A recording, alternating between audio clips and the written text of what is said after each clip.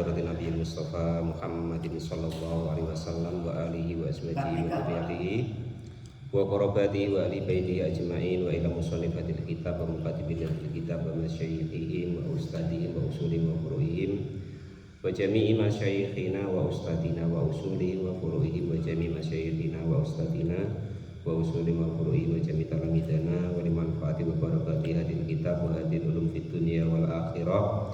Al-Fatihah. A'udzu billahi minasyaitonir rajim. Bismillahirrahmanirrahim.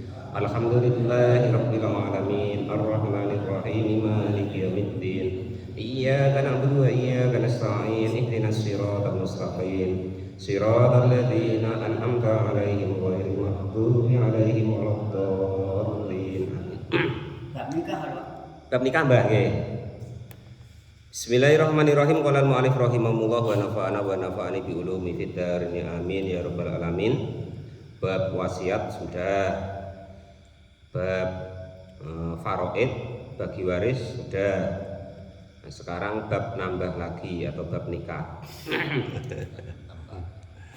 Kitab ahkamun nikahi, adapun ini itu kitab menerangkan hukum-hukumnya nikah. Wama dan hal-hal atau hukum-hukum ya ta'allaku yang berhubungan bihi dengan nikah. Contoh nanti wali, saksi. Nah, jadi dengan kita ngaji ini nanti tahu wali itu gimana sih, terus saksi itu gimana sih. Ya kalau kita sudah tahu seperti itu kan nanti tidak basing rada istilahnya. Orang lewat ya jadikan saksi, ya kan umpomo kan. Sampai bupati jadikan saksi, enggak begitu. Nah nanti dengan kita tahu ini, kita akan tahu hukum-hukum daripada nikah.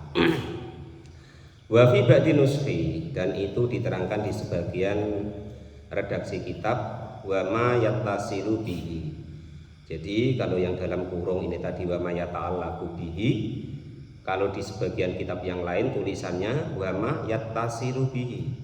Wa ma dan hukum-hukum yattasilu yang berhubungan atau yang bersambung dengan nikah. Kenyataannya min ahkami dari beberapa hukum wal qadaya dan juga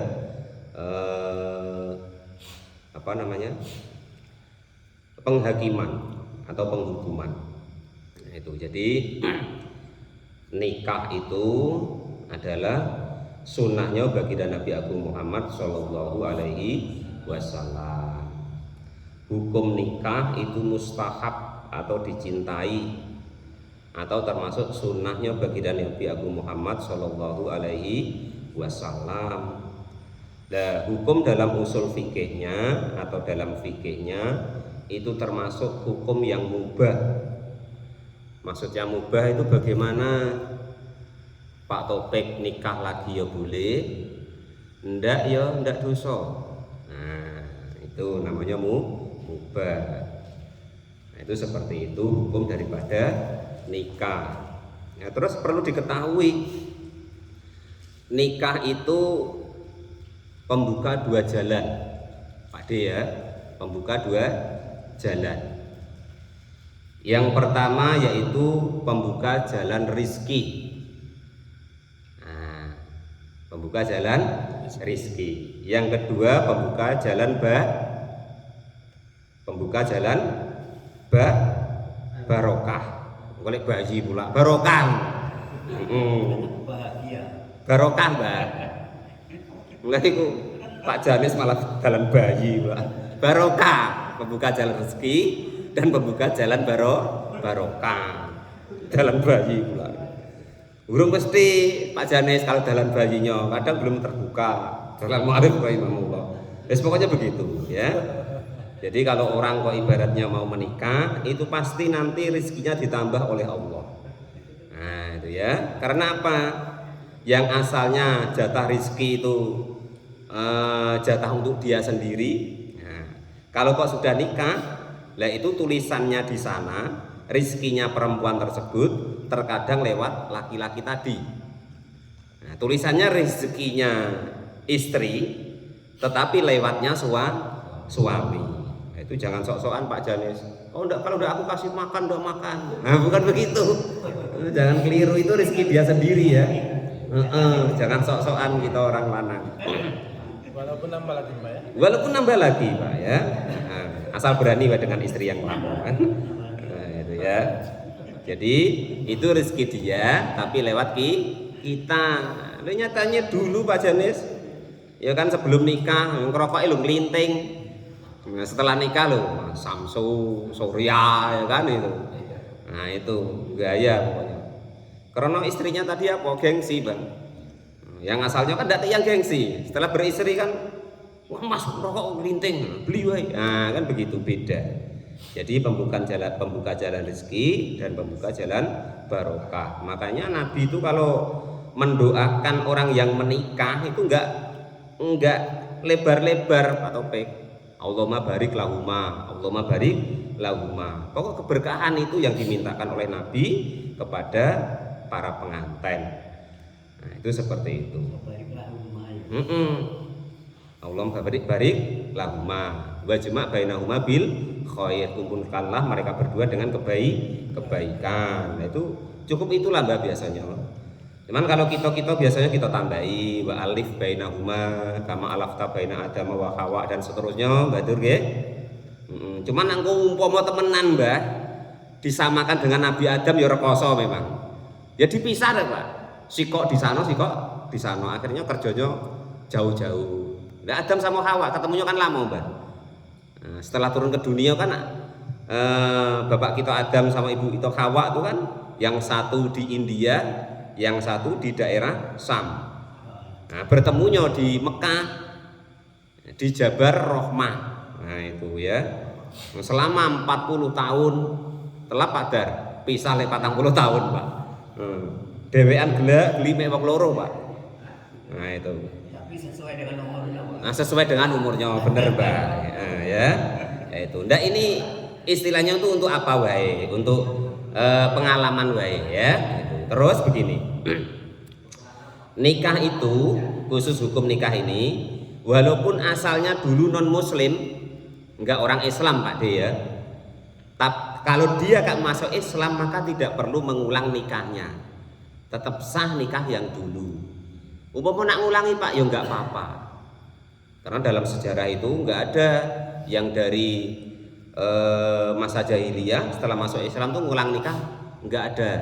Itu kecuali yang nikahnya itu istilahnya itu memang menyalahi aturan, bapaknya dengan anaknya, ponaan dengan bibinya. Lah yang menyalahi aturan seperti itu baru dipisahkan karena masih muhrim istilahnya. Qala mu'allif rahimahullah wa nafa'ana wa nafa'ani bi ulumi fid dharain amin ya rabbal alamin. Wa hadhil kalimatu dan adapun inilah kalimat itu sakitatun gugur mimba dinusfil matani di sebagian redaksi kitab matan. Wa nikahu dan adapun kata-kata nikah itu yutlaku dikatakan munggotan di dalam tata bahasanya, maksudnya nikah itu ya kan, dari bayangan Pak Janis itu apa kira-kira? Nikah itu loh Pak. Nah, kira-kira bayangan kita itu apa? Jadi ala dhammi kumpul, wal wat'i dan kelon, gua apa lah bahasanya itu ya kan? Wal akdi dan akad. Nah, itu bayangan kita itu begitu, akad kelon kumpul. Nah itu Pak Dar ya.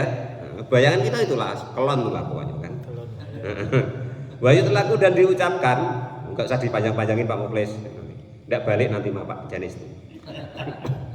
Wa yutlaku dan diucapkan syar'an di dalam syariatnya ala akdin atas suatu akad mustamilin yang memuat alal arkani atas rukun-rukun tertentu, wasyuruti dan juga syarat-syarat tertentu. Jadi kalau menurut syariatnya yang disebut nikah itu adalah suatu akad, yang akad tadi ada rukun-rukun di situ, ketentuan di situ, ada syarat-syarat yang harus dipenuhi di situ. Nah itu disebut namanya nikah. Nah, ya. Wa nikahu dan adapun hukum nikah itu mustahabun disunahkan atau dicintai. Jadi kata-kata sunah itu banyak, mustahabun sunah juga, artinya dicintai, nah, diinginkan. Liman bagi orang-orang yahtaju yang menginginkan ilaihi kepada nikah. Tapi yang pengen wae lho Pak Topik ya, oh lah tidur ya. Maksudnya yang pengen wae, kalau tidak pengen macam Pak Topik belum pengen ya tidak usah, gitu ya. bagi yang pengen itu disunahkan. Kalau tidak pengen, tidak sunah. Nah, itu ya. Bitaukoni nafsihi dengan mampunya diri. Jadi kira-kira kalau nak nikah tuh mampu. Nah, itu ya. Lah kalau kira-kira nikah lagi Pak Muklis, wah apa ya Pak? Umpama kok masih mikir, ya enggak usah dulu. Nah itu. Kalau kok sudah yakin ibaratnya berani tanggung jawab umpama kan, berani tidur di emperan umpama. Lah itu terserah. Lilwati jadi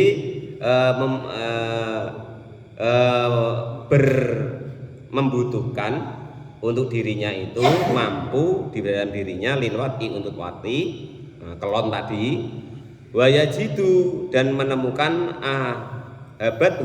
ahabat yang memberikan siapa seseorang kepada kamahrin seperti mahar wa nafakotin dan nafakoh artinya ngingoni telap ngasih makannya telap.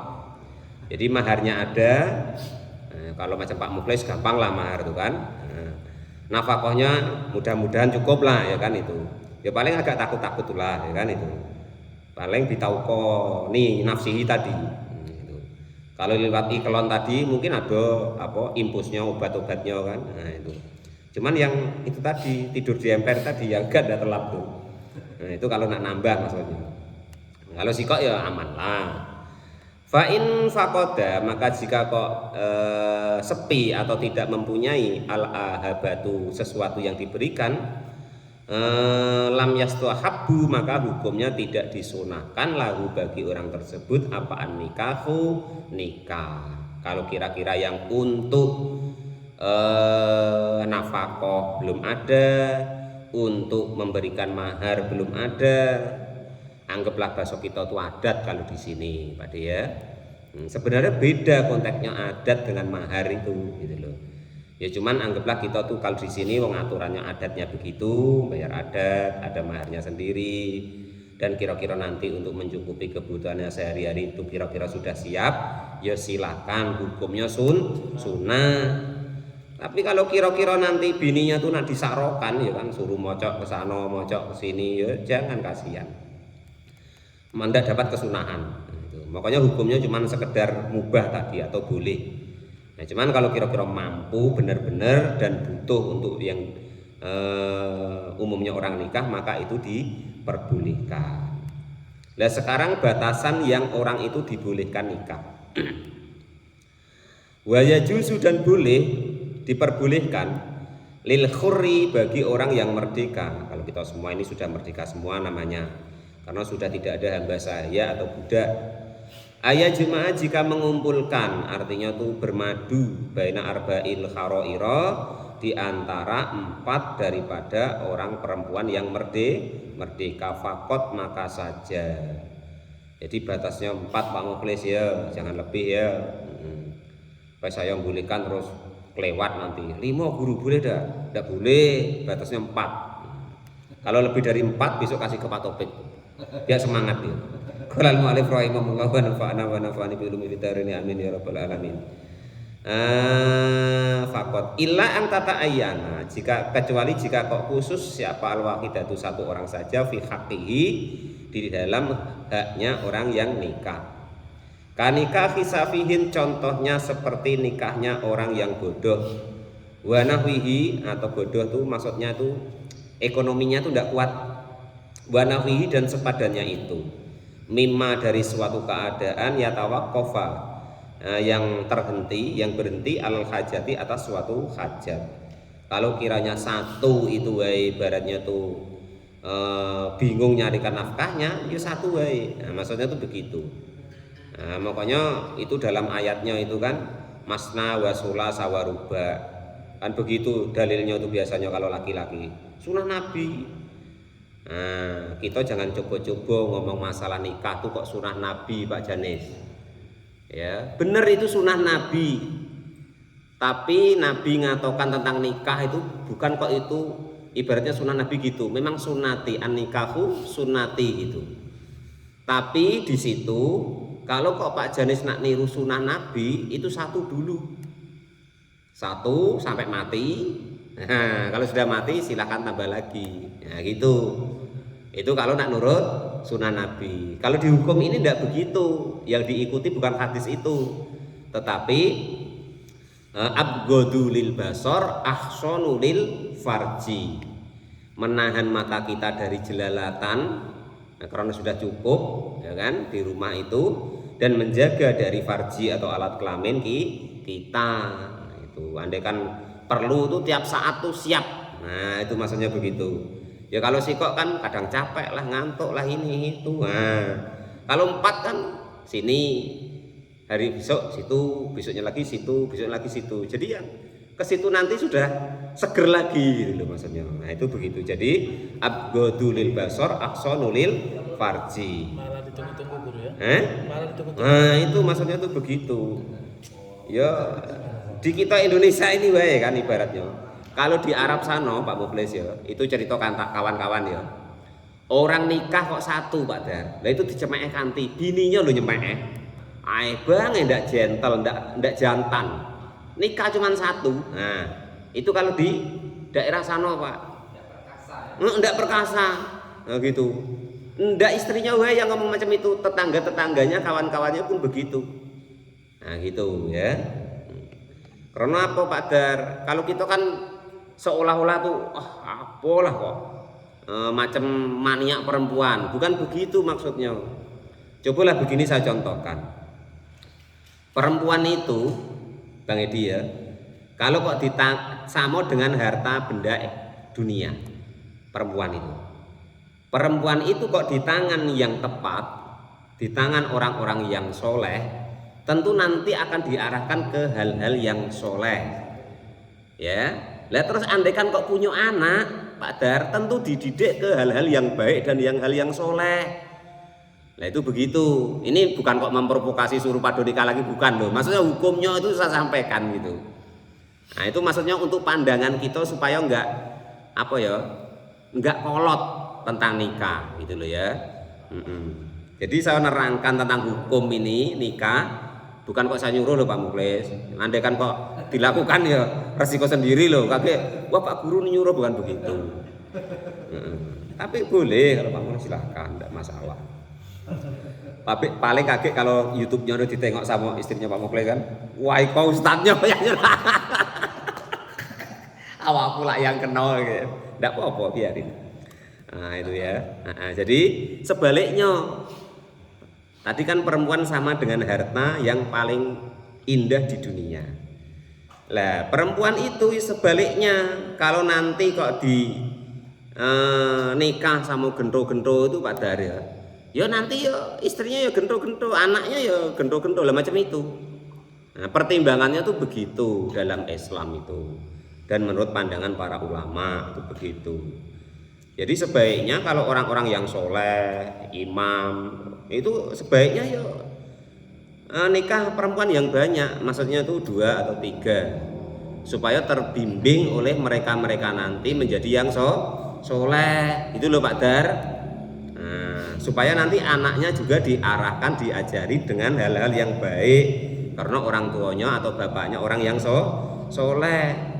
Lah kira-kira Pak Dar rela apa kalau perempuan-perempuan termasuk umpama anaknya Pak Dar dinikah sama orang-orang yang tidak jelas ibaratnya? Kan lebih seneng kalau anak kita walaupun tadi madu tapi dinikah sama orang-orang yang jelas, statusnya jelas, kesolehannya jelas. Lah nanti dia dibimbing ke hal-hal yang baik, yang anak kita nanti menjadi tiket surga juga untuk kita. Lah anak-anaknya atau cucu kita ya nanti dibimbing sama dia ke arah-arah yang baik, arah yang menuju yang soleh. Nah itu maksudnya begitu. Jadi ini saya sampaikan supaya kita ada pertimbangan. Jadi kalau ada kok orang menikah lagi, kita jangan terus berpikir bahwa itu jelek. Islam membolehkan, Quran membolehkan. Namun ya tergantung ditengok keadaan Bang Edi ya. Nanti kita punya sikok, sudah hari-harinya kita suruh motong, ya kan? Kita suruh berondol, nah nambah lagi lo, kasihan kampangan. Maksudnya itu dimuliakan, disenengkan, ditaruh di rumah ibaratnya. Kalau perlu ada pembantunya lah ya begitu. Lah itu silakan gitu loh. Dimuliakan, dienakkan. Nah cuman ya itu tadi, kalau masih kita suruh babu tempat orang, ngepel, nyuci, oh kita nikah lagi ya kasihan, meloro namanya, menganiaya namanya ya. Nah itu enggak Bu. Kalau bisa jangan Pak De ya. Itu kok itu tadi diopeni yang elok-elok, yang baik-baik. Nah itu. Qala al-mu'allif rahimahullah wa nafa'ani bi ulumi fid dharain amin ya rabbal alamin. Terus, kalaupun nak nikah itu jangan kok kita seolah-olah sok-sokan macam yang niru hadis Nabi itu Kang Pangat ya. Apa? Nasabnya, agamanya, hartanya, terus apa lagi yang sikok lagi? 4 kan? Enggak usah yang begitu, yang mau gitu aja loh. Kita nyari itu yang mau dulu. Lah baru kalau sudah mau kita bimbing tadi ke arah yang elok. Itu. Lah yang cantik ya memang harganya kadang ya mahal loh Kang. Yang nasabnya baik ya kita ya mungkin enggak telap. Andai kan mungkin kita tuh telap, budaknya enggak mau. Anaknya tuh enggak mau Pak Janes, nah gitu loh. Jadi pokoknya yang mau ya lah. Nah gitu ya, itu yang mau dulu. Itu caranya begitu. Qala al-mu'allif rahimahullah wa nafa'ani bi ulumi fid dharain amin ya rabbal alamin. Jadi andaikan orang yang merdeka itu dibolehkan bermadu atau beristri maksimal itu 4 orang, fakot maka saja. Lah kalau kok orang itu bodoh atau ekonominya itu lemah, ya selebih baiknya 1 saja. Nah itu begitu. Wa yajuzu dan dibolehkan lil abdi untuk hamba saya sekarang sudah enggak ada. Walau mudabbiron, walaupun hamba saya yang mudabbir, au mubadon atau hamba saya yang mubad. Mudabbir itu yang dijanjikan sama tuannya, nanti kalau aku mati kamu bebas ya. Nah itu mubad itu macam mana? Yang dijanjikan andaikan bisa mengerjakan apa, dia itu sudah merdeka sebagian dirinya, sebagiannya belum, itu namanya hamba saya yang mubad. Mukatiban yang macam mana? Mukatiban itu yang sudah ditulis, tertulis bahwa dia itu akan dimerdekakan, itu mukatab namanya.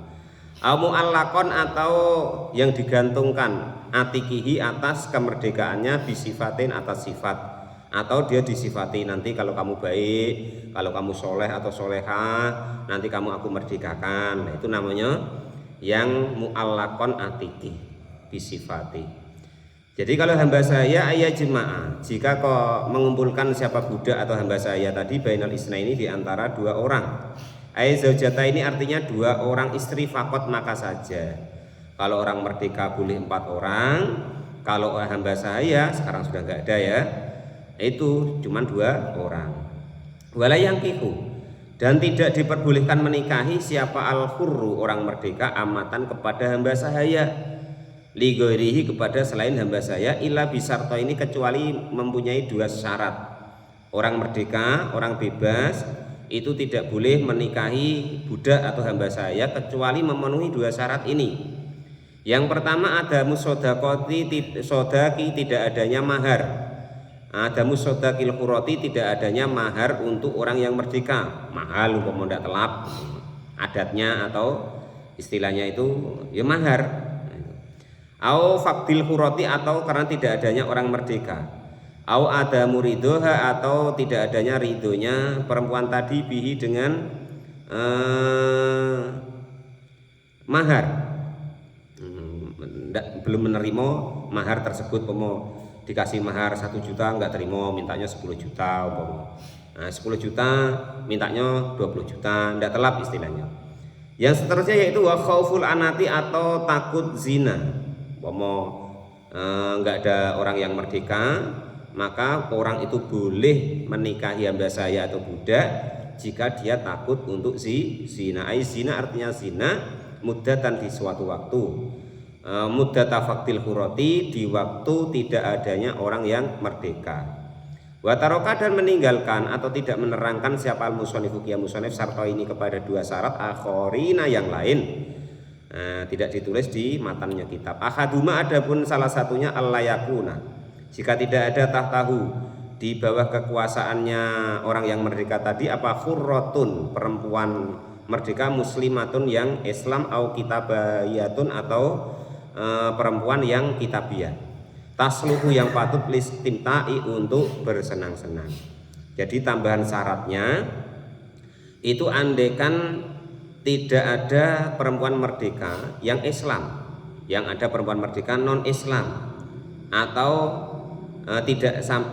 yang kitabah pun nggak ada, kitabiah pun nggak ada, mas orang Kristen atau apa nggak ada, atau orang merdeka ada, cuman kironyo untuk bersenang-senang tuh nggak cocok, sudah tuwek, umpama sudah keriput, umpama kan, mau pengen nyoba ngedi kan yang muda, yang seger, atau Pak Muklis kan, rupanya yang ada yang tua, cacat pula kadang. Nah, ya. Nggak ada seperti itu baru boleh menikahi hamba saya atau budak, tapi sekarang sudah tidak berlaku lagi hukum ini, nggak ada budak lagi atau hamba saya. Wasani adapun kedua, syarat kedua itu Islamul amati, Islamnya amat, alati yang kihuha yang menikahi, alati yaitu amat, yang kihu yang menikahi siapa orang merdeka tadi ya kepada amat siapa al-hurru orang yang merdeka. Fala yakhilu maka hukumnya tidak halal li muslimin bagi orang Islam siapa amatun amat atau hamba saya kitabiyatun yang kitabiah, maksudnya agamanya Yahudi atau Nasrani atau Majusi. Wa innakaha dan wa idanakaha, dan ketika nikah siapa amatun hamba saya bisuruti dengan syarat-syarat al-madhkurati yang sudah diterangkan, suma aisaro lalu mempermudah, wa nakaha dan menikahilah siapa orang yang merdeka hurotan kepada orang yang merdeka, lam yang fasiha maka hukumnya tidak rusak apa nikahul amati, nikahnya perempuan amat atau hamba saya tadi. Umpama tadi karena ndak pilihan adanya hamba saya atau budak, sudah menikahi hamba saya atau budak. Lah terus ketika sudah menikahi hamba saya atau budak tadi, baru ada orang yang merdeka yang cocok untuk dinikahi, yang Islam. Maka andaikan dia terjadi seperti itu, menikahi orang yang merdeka, maka nikahnya kepada hamba saya tadi hukumnya tidak rusak atau masih tetap menjadi istrinya. Jadi malam ini istilahnya itu menerangkan kitab nikah yaitu tadi ibaratnya itu kalau diucapkan itu artinya itu mengumpul, kelon, terus akad. Kalau dalam syariatnya suatu akad yang memuat atas rukun-rukun dan syarat-syarat. Nah terus hukumnya nikah itu mustahabah atau sunnah. Hukum aslinya itu mubah, nikah boleh nggak dosa, nggak nikah ya nggak dosa. Makanya hukumnya di sini nikah itu hukumnya sunnah bagi orang yang membutuhkan. Kalau nggak butuh ya nggak nikah nggak apa-apa. Nah terus orang yang merdeka seperti keadaan kita ini, bukan negara loh ya, tapi antara hamba saya atau tidak gitu loh. Maka orang yang merdeka itu boleh menikahi 4 orang, tidak boleh lebih. Kalau hamba saya atau budak hanya boleh menikahi 2 orang, tidak boleh lebih. Itu seperti itu. Lah terus andaikan kok seseorang itu menikahi hamba saya, itu sebenarnya nggak boleh. Kalau orang merdeka itu ya usahakan nikahnya sama orang merdeka. Namun apabila kok kepepet adanya hamba saya itu, maka memerlukan 2 syarat. Yang pertama mungkin dia tidak mampu untuk memberi mahar kepada orang yang merdeka. Yang kedua maharnya ada tapi takut untuk berzina, maka ya daripada zina nikahlah dengan hamba saya atau budak tadi. Bukan budak anak kecil loh di sini loh ya, agak salah paham pula. Budak kalau di Jambi itu anak kecil loh. Itu susahnya tuh nyebutnya Pak De, hamba saya maksudnya. Nah terus kalau dalam keterangan lain itu ada 2 syarat lagi yang harus dipenuhi andaikan orang itu menikahi hamba saya, yaitu yang pertama tidak adanya orang Islam yang merdeka, yang kedua tidak adanya orang Islam dan tidak mampu untuk memberikan daripada mahar tadi. Nah itulah hukum-hukum tentang nikah. Nikah itu yang semangat. Karena tadi di awal bahwasanya nikah itu pembuka pintu rezeki dan pembuka pintu barokah. Bukan bayi tadi loh Pak Muklis ya. Itu. Sama ya? Enggak, barokah beda loh Pak. Dengan jalan bayi itu pembuka jalan rezeki, pembuka jalan barokah, diwalik pula di pleset-pleset jalan bayi. Jangan gitu. Qala al-mu'allif rahimahullah ya. Memang iya guru. Memang iya, entahlah kalau yang itu. Itu rundingannya sama Pak Janis nanti ya. Atau sama Pak Topik itu. Qala al-mu'allif rahimahullah. Yang paling tepat rundingan tentang ini dengan Mbah Dur. Betul. Karena pengalaman beliau. Qala al-mu'allif rahimahullah. Nah, terus wa nadru rijali ilal mar'ati ala sab'ati adrubin ahaduha nadruhu ila ajnabiyatin li ghairi hajatin. Jadi ini yang penting besok untuk Pak Janis. Hukumnya melihat perempuan. Nah, kalau melihat orang lain selain ibu bapaknya macam mana? Melihat anaknya bagaimana? Melihat untuk berobat macam mana?